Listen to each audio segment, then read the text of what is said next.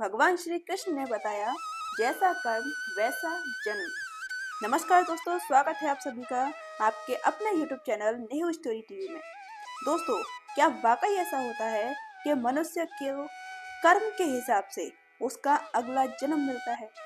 आइए आज की इस कहानी में हम जानेंगे, जो कि श्रीमद् भगवद गीता और पुराणों पर आधारित है, जिसमें भगवान श्री कृष्ण ने अर्जुन को कर्म और पुनर्जन्म के सिद्धांत को समझाया था। यह कथा हमें सिखाती है कि मनुष्य का भविष्य उसके अपने कर्मों पर निर्धारित होता है।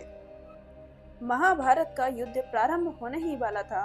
दोनों ओर विशाल सेना युद्ध के लिए तैयार खड़ी थी। पांडवों और कौरवों के योद्धा रणभूमि में एक दूसरे का सामना करने के लिए तत्पर थे। ऐसे समय में अर्जुन, जो कि एक अत्यंत पराक्रमी धनुर्धर था, अचानक मोहग्रस्त हो गया। उसने देखा कि उसके ही परिवार के सदस्य, गुरुजन और मित्र इस युद्ध में उसके सामने खड़े हैं। वह सोचने लगा, मैं अपने ही स्वजनों का संहार कैसे कर सकता हूँ? यह राज्य, यह वैभव किस काम के, यदि मुझे अपने ही प्रियजनों को मारना पड़े? इस विचार से अर्जुन का मन विचलित हो गया। उसने अपने धनुष नीचे रख दिया और श्री कृष्ण से कहा, हे माधव, मैं इस युद्ध को नहीं लड़ सकता। मुझे धर्म अधर्म का ज्ञान नहीं हो रहा। कृपया मेरा मार्गदर्शन करें। भगवान श्री कृष्ण मुस्कुराए और बोले, हे पार्थ, यह संसार कर्म के नियम पर आधारित है। हर जीव अपने कर्मों के अनुसार अपना अगला जन्म प्राप्त करता है।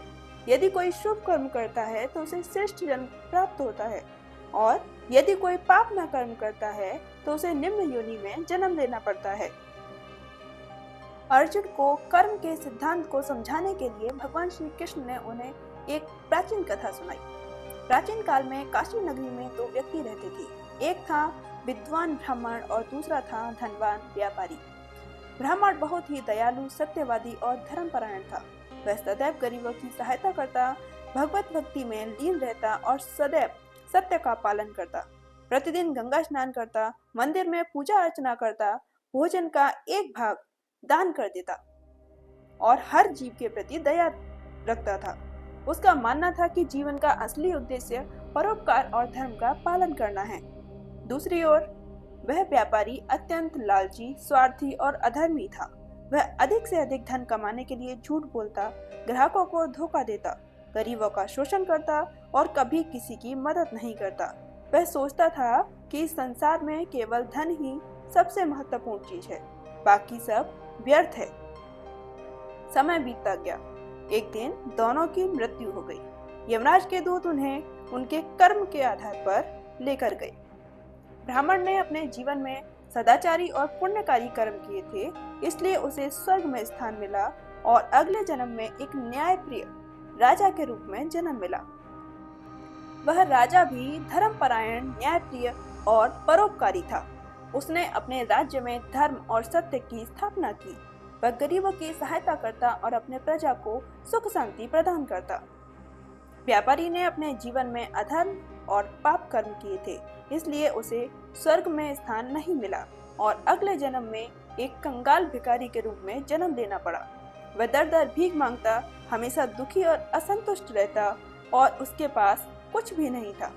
अब उसे एहसास हुआ कि उसके पिछले जन्म के पापों का फल उसे अब भोगना पड़ रहा है। भगवान श्री कृष्ण ने अर्जुन को समझाते हुए कहा, हे अर्जुन, यह संसार कर्म के आधार पर चलता है। जो व्यक्ति सत्कर्म करता है वह अगले जन्म में उच्च योनि में प्राप्त होता है, और जो पाप कर्म करता है उसे निम्न योनि में जन्म लेना पड़ता है। मनुष्य अपने भाग्य का निर्माता स्वयं होता है। उसके द्वारा किए गए कर्म ही उसका भविष्य तय करते हैं, इसलिए हमेशा धर्म और सत्य के मार्ग पर चलो। उन्होंने आगे कहा कि कर्म करो, लेकिन फल की चिंता मत करो। यह निश्चित है कि हर कर्म का फल मिलेगा, लेकिन यह तय करना तुम्हारा कार्य नहीं है। केवल अपने कर्तव्य का पालन करो और सत्य के मार्ग पर चलो। कर्म का प्रभाव निश्चित होता है। जो हम आज करते हैं उसका फल हमें भविष्य में अवश्य मिलता है। अच्छे कर्म करने से श्रेष्ठ जन्म प्राप्त होता है। सत्य, दान, परोपकार और भक्ति से हम अपने जीवन को सार्थक बना सकते हैं। बुरे कर्म का फल भी अवश्य भोगना होता है। यदि हम दूसरों का अहित करेंगे तो हमें भी अगले जन्म में कष्ट उठाने पड़ेंगे। भगवान श्री कृष्ण का कर्म योग का सिद्धांत हमें सिखाता है कि हमें कर्म करते रहना चाहिए, फल की चिंता नहीं करनी चाहिए। इस कथा से यह सिद्ध होता है कि जैसा कर्म वैसा ही जन्म। यह सृष्टि का नियम है और संचालन का एक अटूट सत्य है। यदि हम अच्छे कर्म करेंगे तो हमारा अगला जन्म भी अच्छा होगा। यदि हम बुरे कर्म करेंगे तो हमें इस जन्म में भी भोगना होगा और अगले जन्म में भी भोगना होगा। इसलिए हमेशा धर्म, सत्य, दया और परोपकार के मार्ग पर चलना चाहिए। यही भगवान श्री कृष्ण की सच्ची शिक्षा है। राधे राधे।